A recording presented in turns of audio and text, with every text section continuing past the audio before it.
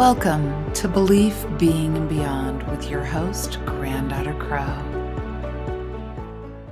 Hi, everybody. Granddaughter Crow here with yet another episode of Belief, Being, and Beyond.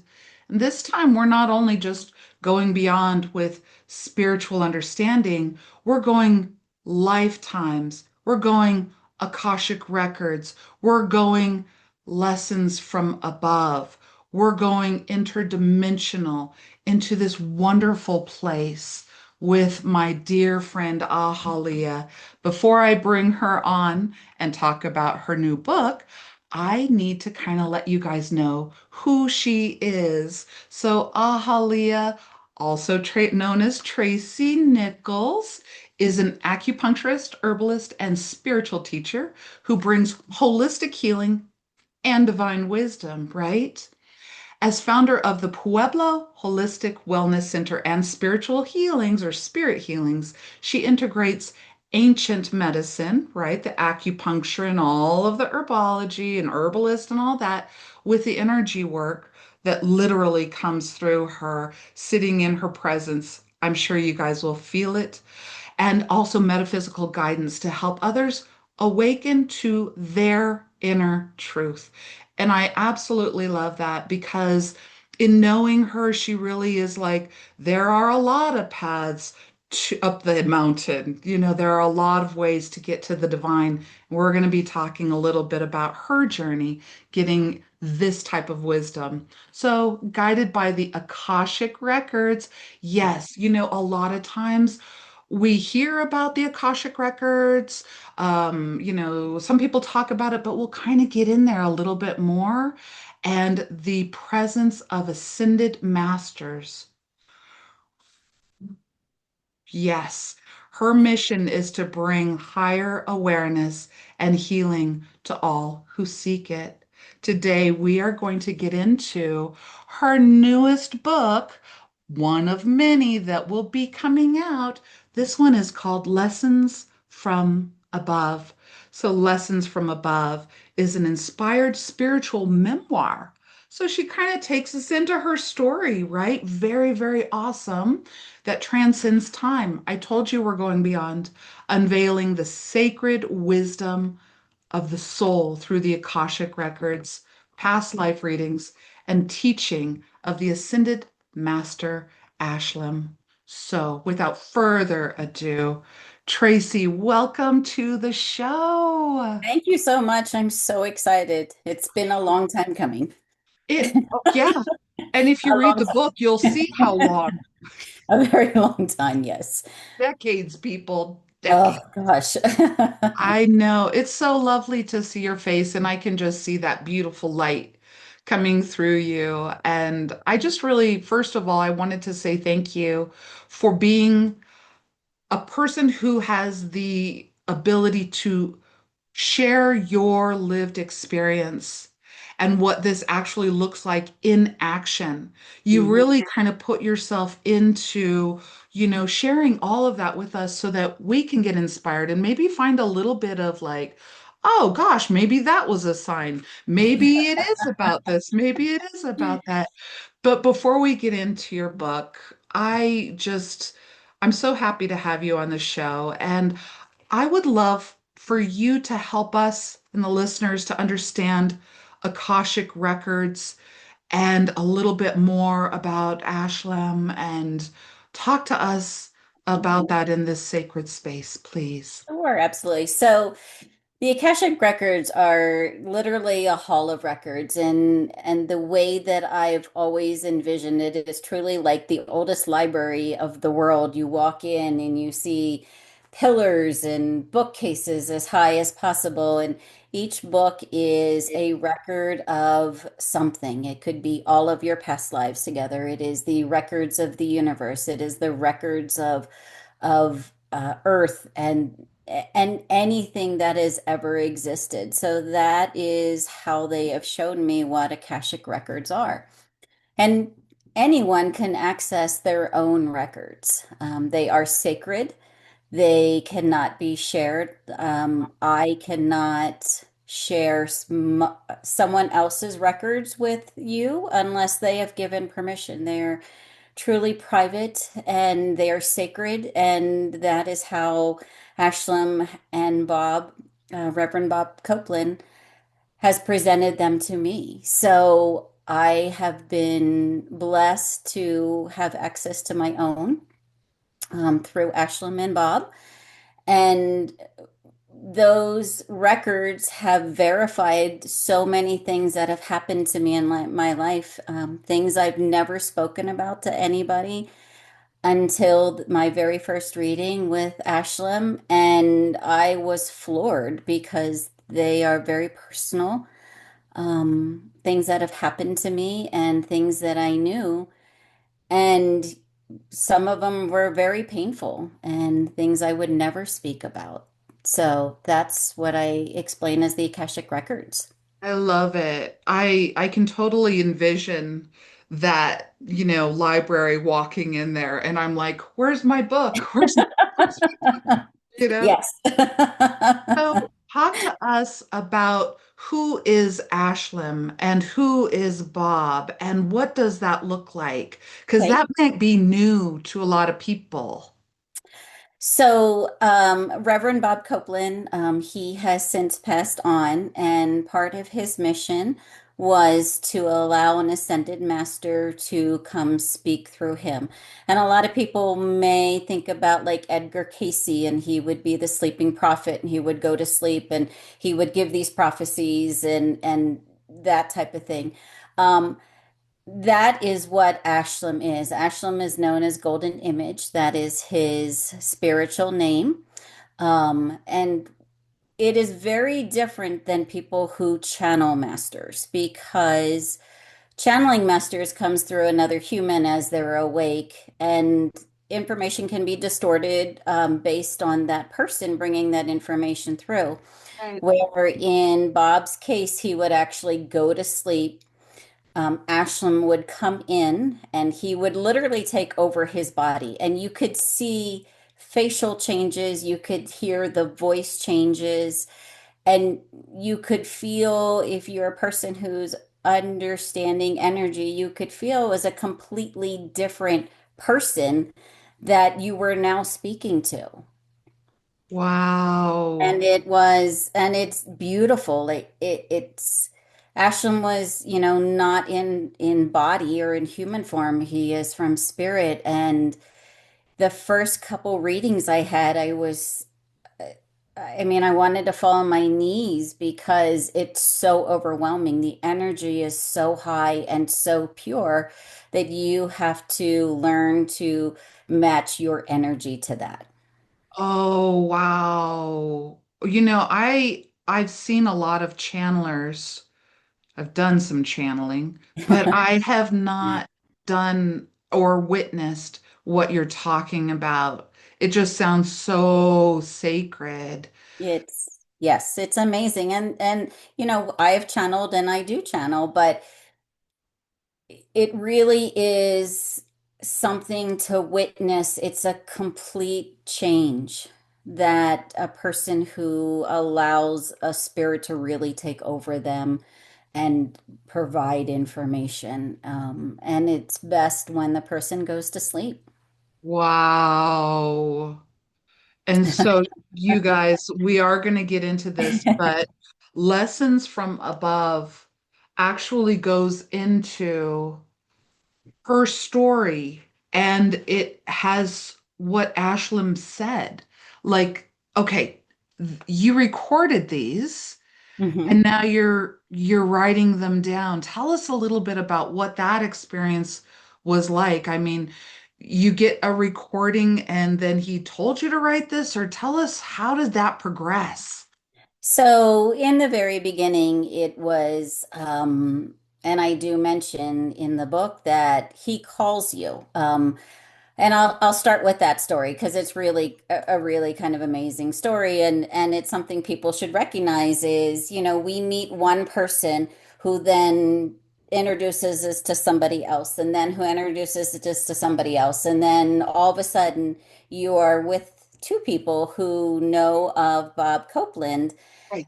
and one of them was kind of my mentor in the very beginning, and she said, you should go to see Hannah Laura and start learning your meditations. And so I started with meditations with Hannah Laura. And then I would talk to my mentor, Yvonne, and she said, soon you will be ready to have your Akashic readings read. And I was like, okay. So I mentioned that to Hannah Laura, and she's like, oh no, you are ready now. And she goes, here is Bob's card. So I had that card, oh, set aside for 2 months. It was hanging on my refrigerator. And one day I walked by and it said, it's time. And Ashlem literally calls to you and says, it's time to have the reading and the Akashic reading. And that's kind of what happened there. Um, so the very first reading is so sacred because he tells you how many lives you've had, where you are in your spiritual journey. He drains out the last of the negative karma based on the harmonic convergence. And if people don't know what the harmonic convergence is, it was a bunch of spiritual leaders who got together in Sedona in 1987, and they did praying to the universe to forgive our negative karma and our sins, as you want to call sins, and that was granted. So, he drains that out of you, and then he'll give you two or three past lives. And the first one typically has to do if you've had a life with Jesus or Mary. And then the second one is based on what you're supposed to do in this lifetime. And that Akashic reading, at least the second lifetime he gave me, had to do with the beginnings of the United States. Um, when I grew up outside Philadelphia, and in sixth grade, our elementary school went down to Philadelphia, and we went to visit Independence Hall and Constitution Hall and the Liberty Bell. And at that point, I felt like I was in a completely different world. And I can't explain it. It's just like you've been transported. And we went to Betsy Ross's house, and I almost fell on my knees when I saw the flag, her flag. And the lifetime he gave me was I was allowed to stitch a few stitches on Betsy Ross's flag. I was 11 years old, and so that was one of the things I'd never told anybody about or ever experienced. And I never understood why that was so powerful at Wow. that meeting. So basically you're here as Tracy, 11 years old, go in and now you're like, how come I remember this place? What's going on? Yes, yes.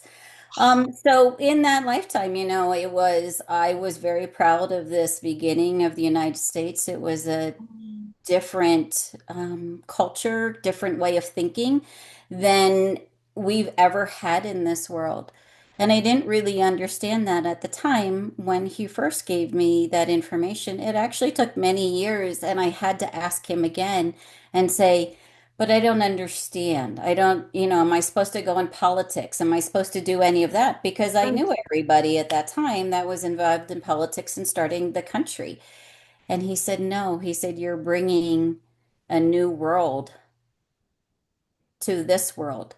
That's what you did in that past life is you helped bring this new world. And now we're bringing a new consciousness and a new world to this existence. So it kind of solidifies who you are right now, Yes. why you have those experiences right now. I know a lot of us walk around and think, does this make sense? What am I doing here? Is there a higher pattern? Hmm. And I think with stories like that, and there's so many more in here about your journey that shows that there is, you are being led, you're being watched over and things. But I don't think that everybody gets the opportunity to see what that looks like. It's almost like for me, and I know a lot of people, for me, when I look at you, I'm like, oh, you were chosen to remember all of that in order to bring a message to help us understand the that we're not separate, that there is a huge pattern, that you came here to help us to understand the oneness with the divine. Mm-hmm. And I And get chills when I say that because I'm like, I remember. and Yes. that's exactly true. In one of the readings, he said to me, "Teach what I'm teaching you." And so I've spent, 20 years of having readings with Ashlem, and thankfully they were all recorded. But yes, it is. I've met people who said, I don't remember anything. Like I have a very dear friend who, when she met her husband, she's like, she just instantly knew. And she said, I felt like I've known him for thousands of years. But she doesn't remember anything other than this person she spent her entire life with. And that happens a lot. We'll meet people, and a lot of this is in my book. I've met a lot of men and women, and especially men, I had past lives with, I've had great loves with them, and they come up, and to sit back and say, but that was in the past and this is in the future is very difficult because you can feel those feelings through eons of time. And we all have had that kind of deja vu. You meet somebody and it's like, this could person is either the best thing for you or the worst thing for you. And, I mean, we've all had that. Yes. So I think a lot of people have those memories. They just don't understand them. I agree. The whole, deja vu. I mean, when I met my husband, he didn't even know I saw him. I was in a metaphysical shop, a little bookstore, and he walked in and I just felt blown away. Hmm. And I hid, like, you know? It's so much sometimes, isn't It it? was, and all I couldn't describe it, but all I felt was how come I'm transported to a forest in the nighttime, looking up at all these trees. I can smell the moss, I can feel the energy, and Yeah. he is there.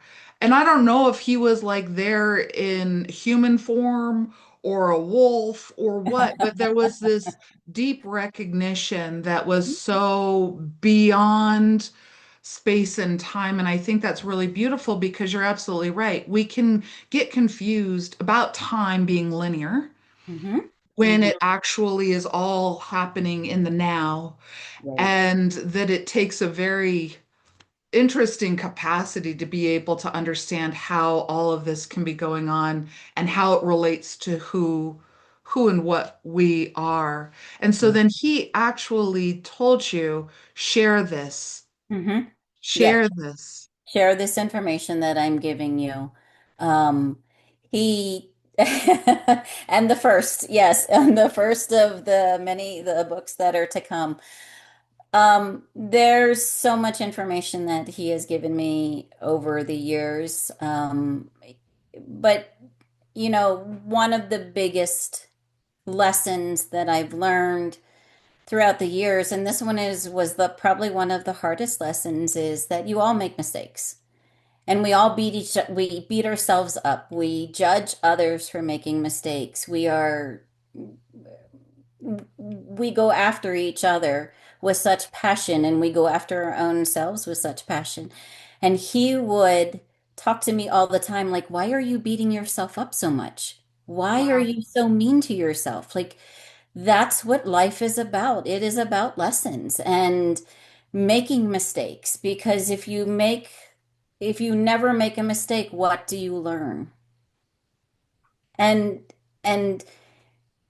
for the people like us who say, well, I'm perfect, and we're not perfect. We know that we're not perfect. Right. But to sit back and say, okay, I made that mistake to learn. And the biggest sin or the biggest mistake you will make is by not learning from that, by Oh, continuing the pattern. And you will continue the pattern until you learn it. Because how many times does that happen to all of us? We didn't learn Lot. the first time, so it's Yeah. going to hit us a second time. And if we don't learn a second time, it's going to hit us a third time. And so, being true to yourself, and that is what I've heard all the time from him, is be true to yourself. And yourself is, we're inhuman, we make mistakes. And Yeah. you should accept those mistakes, and you should never beat yourself up or beat somebody else up because of it. I love that little jewel of a wisdom. I'm just like, oh, that's one of the lessons. It That is was one of the lessons. That's one of the lessons. You know, another thing, Ahaleaiah, is that you literally put yourself in the position of telling us through the book, which I love. It's a page turner.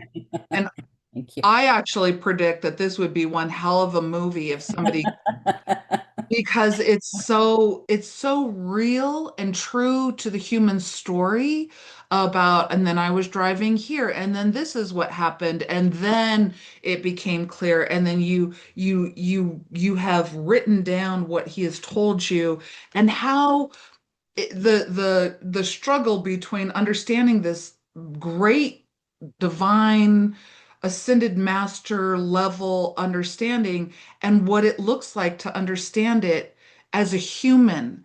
And that's Mhm. what I think is so beautiful about it. You're not just, oh, this is the lesson, bye. You're like, oh no, this is how I learned that. And it The and it good, the bad, the ugly. and it makes it so tangible, engageable. I mean, when I read it, it's kind of like, oh, you're allowing me to make mistakes too, and now I'm allowed to learn from them. And you Right. know, Yeah, and that is something as I've been writing it, and I was true. I didn't hide anything. yeah, Did I have the greatest life? No.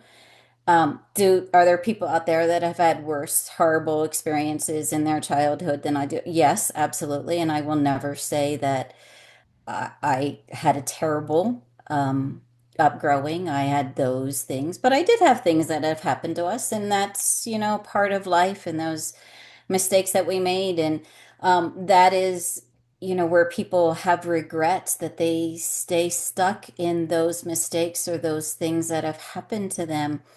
And one of the things that Ashlem has told me over and over again is never make a judgment. Do not make a judgment about anything. There are reasons that they happen to you. There are reasons that people come into your life. There are reasons that you fall on your knees. There are reasons that you're, well, like, wow, that was the greatest thing that ever happened to me. And a lot of it has to do with, making up your karma from past lives, to situations, to people, to grow your spirit. And that's what life and earth is about. It's to me, it's like kindergarten, we're lucky we get to high school and maybe we'll try college. I love that, especially, that's a good message for a lot of people, a lot of listeners out there. There are reasons, and these reasons you may or may not know about in this lifetime. But as I move through this book and read it, it kind of helped me to go, oh, wait, when I fell down, maybe there was a reason for that. And so wherever people you are, there are reasons, which I think we're just mining out some of these little jewels, some of these lessons from above and yeah, it's just there are Right. reasons. It's not There it's are not just random. Yeah, And I wanted to share, the good, the bad, the ugly, as I said before, because there are some really great things and there are some really ugly things. And, I wanted to share the steps that I've taken and the stumblings that I have done, and to hope that as you can see what I've stumbled upon and then what happened and what I've learned, will help everyone. And it's not just for just a small metaphysical group. It's really for the world. This is for the I world. We all make mistakes. We all live in it. love it. And that kind of helps me to like understand like you weren't just like born with a veil and you just started, coming down here. It's more like you have lived a life of corporate America. You have lived a life of going to school. You have lived a life of purchasing homes and moving and relationships and all of this. You're a very tangible human being. Yes. And you're showing us that there are reasons beyond. And so, another point that I think is just really powerful is that so you met Ashlem in what, 1999? 1999, March 1999 was my first reading with him. So this has been in you for, we're in 19, well, we're in 19, no, we're not in the, I should have said you met him in the 1900s. That would have been more, but and now we're sitting here in 2026 and you're still now finally able to be in a position to share Mhm. this one is one of many that will, I mean, that have already been written somewhere else and you need to translate and scribe down here on earth. Yes, it's definitely been a journey. And as the each reading led me to a different step because I mean, I'm not perfect. I had anger like most people growing up, I mean, teenagers are all angry. We all know that. Like that's just who they are. They're the monsters and they have all of this energy and they want to burst out and become their own person because that's when it starts to happen. But yet we have these things that have happened to us when we were young and impressions that were given us, and we don't understand it because it really is like, I mean, and I'll go to my Chinese, it's like this yang, it's this huge energy burst of growth.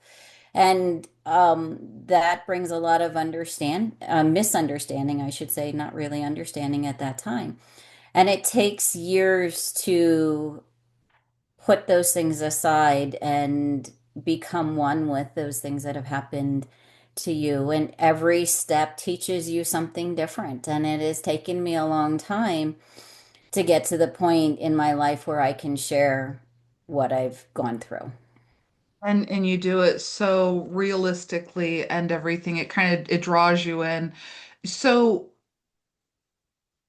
I'm just okay. So beyond the book, there's so many, and the more that we're talking, honestly, the more I'm just like, what other messages are coming? I'm like starting to feel like this room is full of light, and I'm like, what do you guys want to say? It's so beautiful. So along your path, understanding that's the whole thing that you just said, becoming one with who you are in this lifetime, even if it's the monster teenage person, and becoming one with your mistakes and knowing that those were lessons. Hmm. Does this then help us to become one with the divine, or how do you perceive that? Because I know that you're talking about the oneness with the divine and the lessons. It's almost like that's what we're leading up to, not just in this podcast, but in our lives. And so is there a step where you have to come to be one with all of the aspects of yourself in this lifetime in order to transcend, or how do you perceive that? Well, one of the things that I learned from Ashlem is you are never separated from the whole or the oneness.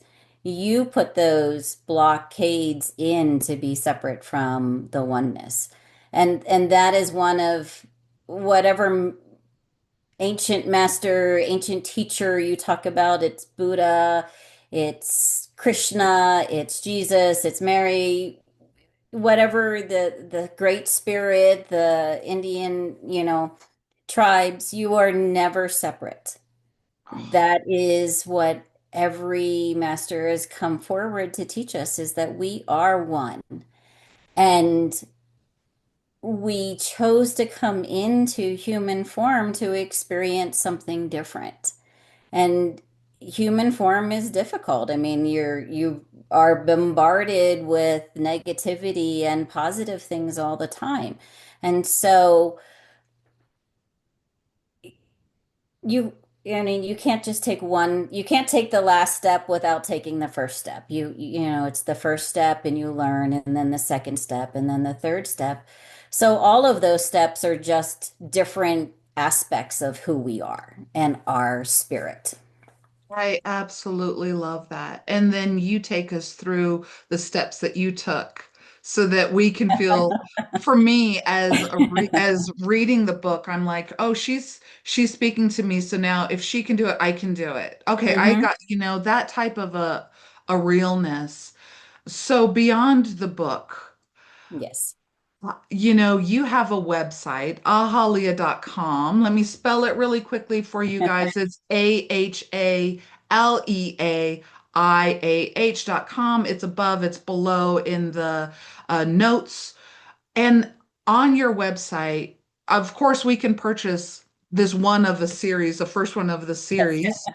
But you also do other things like right now you're book touring. So if you're out there and you have a system and you're like, "Ooh, let's contact Ahaleaiah," seminars and talking to, but you can also go to your channel or your website and book a one-on-one Hmm. session with Yes. you. Talk to us a little bit about what people would find in a one-on-one session. So when my one-on-one session, usually people come forward because they have questions about things they've gone through, or a light lit up and they don't understand, a message came to them. They don't understand why they keep falling on their face, and, they don't understand why this keeps happening to them. They don't, they start to question what they had been taught, and yet they're getting feelings and information that does not match what they've been taught. And so we kind of go through them. A lot of times I will be able to tap into a past life or something that's happened to them, either in this lifetime or a past lifetime, to help them explain. I never tell a person exactly what they need to do because that's not my job. My job is to help guide you and counsel you and let you find those answers yourself. Um, so that's really one of the things, a lot of people come to me and they just have a ton of regrets about the things that they've done in their lifetime. Um, and regret is the worst thing that you ever could have. If you've truly made a decision and that was the best one for you, then you should not have any regrets. And that's one of the other big lessons that I have been taught by Ashlem is if you truly make the best decision for yourself, and it doesn't matter if it's your sister, and I've talked about my sister and my family a lot, you have to take care of yourself. You and that is the most important person in this world is you and your spirits and your path. Yeah. So that's what I see a lot on my spiritual counseling is just kind of where you want to begin. The meditations and the intuitive healings I do are tools to use. We go through meditations, whatever feels comfortable for you. In those meditations, there are times that I will channel, and sometimes they won't even ask. They'll just kind of take over, and those words come from my mouth, and I don't even know where they've come from. And if you like to do like a hands-on healing or using crystal bowls or crystals itself, we will do that. And And then then there's the esoteric acupuncture. And so that is more of a divine inspired acupuncture. And I will sit and kind of read your body and see what doors want to be open at this time, and we unlock them. Oh, wow. You know what I love about that is that you are here to also help people to find their oneness, to find their path, to find their light. And you're open to that they will call this oneness the divine by different names, and Mhm. that's okay. In And fact, it is that's, yeah. it is absolutely okay. I mean, I've had many. past lives that I've remembered of being a Native American or an Indian, as my dear friend Martin Knife Chief says, just call me an Indian, don't call me a Native American. I've had rememberings of past lives on the Great Wall of China, or being in the South Pacific, or being in Mexico as an Aztec there. Not only just one, it's they all come. Ashlem gave me a lifetime when I was a Buddhist monk. It's everything. It is that oneness, and it is what you chose to come into this lifetime to experience. And that's a big lesson too, is that you did choose to come into this lifetime in the circumstances that you are living. And instead of why is this happening to me, it is I've chosen this. What is it trying to teach me? I love that.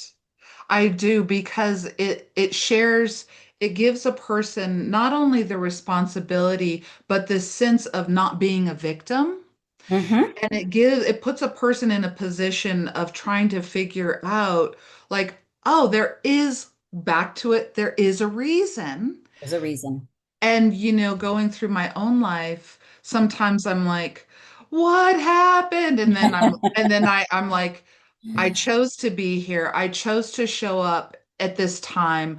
I chose to be born to these people. I chose to be born in this bloodline.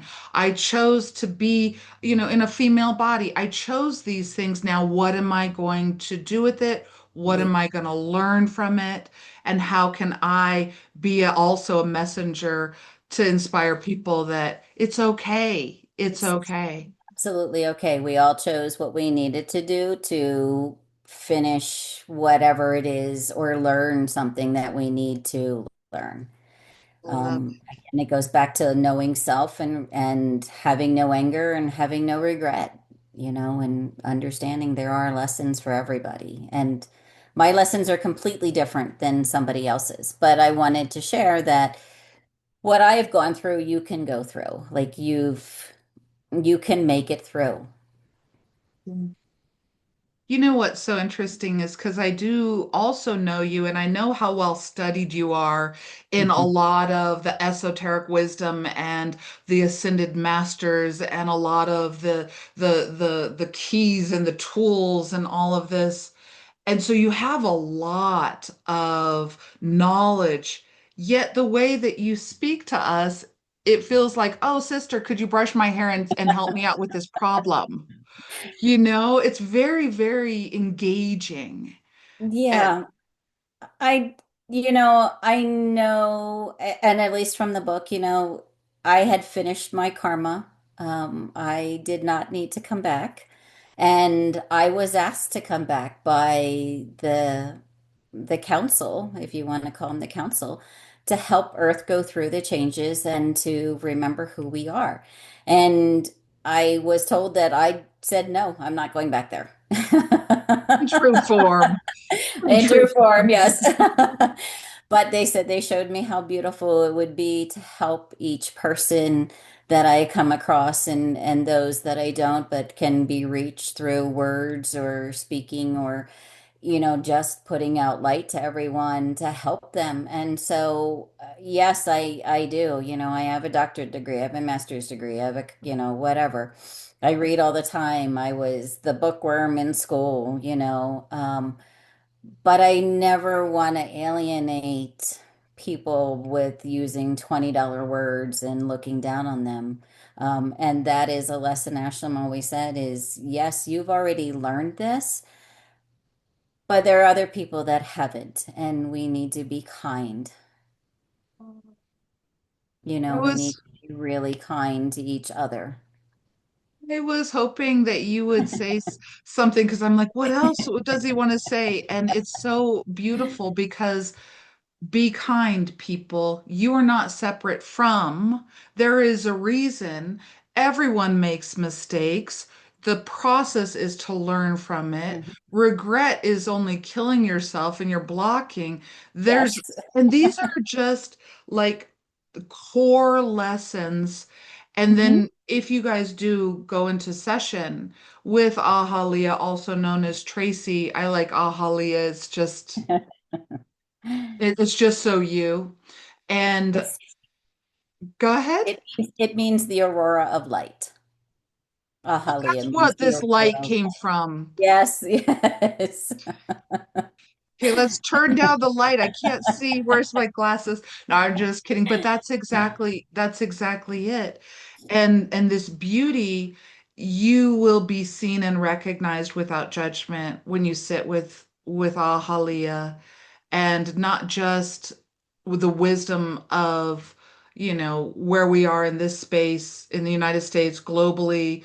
I mean, she does understand the economy. She does understand all the stuff, and she was placed here, even though she didn't want to be at times, Right.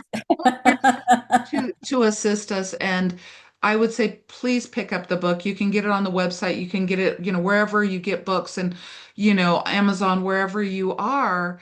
But at the end of the day, after you feel the connection that I'm talking about, and you'll really feel it not only through this podcast, but through reading the book, you'll feel a connection or feeling of being understood, even though her story may be different than yours. The energy of the lessons are Yeah. still there.